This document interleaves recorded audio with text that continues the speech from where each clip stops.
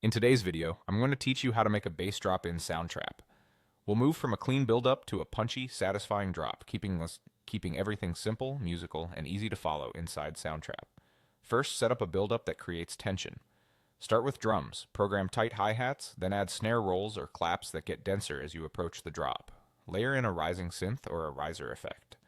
In Soundtrap, automate your riser's pitch to climb and gradually raise the filter cutoff so it opens up over time.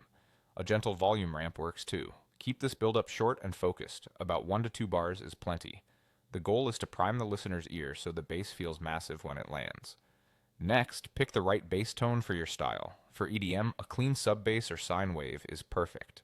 For dubstep, choose a growl or wobble with more mid-range movement. For trap, go for an 808 style bass that hits low and sustains.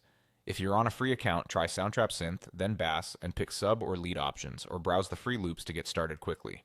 Whichever you choose, test your bass on headphones or decent speakers so you're actually hearing the sub. Now set the drop point. Right before the drop, pull elements away. You can cut the build-up abruptly or thin it out to almost nothing. Leave a brief moment of silence, then let a single kick or snare hit mark the drop.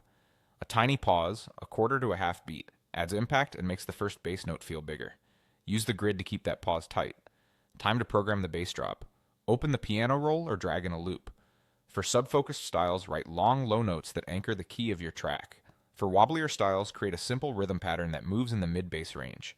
Add automation for life and motion. Bend pitch slightly into the first note. Sweep a low-pass filter from close to open, and let the volume swell or dip for dynamics. Smooth curves sound more musical than sudden jumps, so shape those lines cleanly. Finally, add supporting elements that elevate the drop without overcrowding. Keep the kick clear and consistent, and sidechain the bass to the kick so the low end breathes. Layer a subtle mid-bass or a short top pluck for definition, and use impacts, crashes, or noise sweeps sparingly to frame the moment.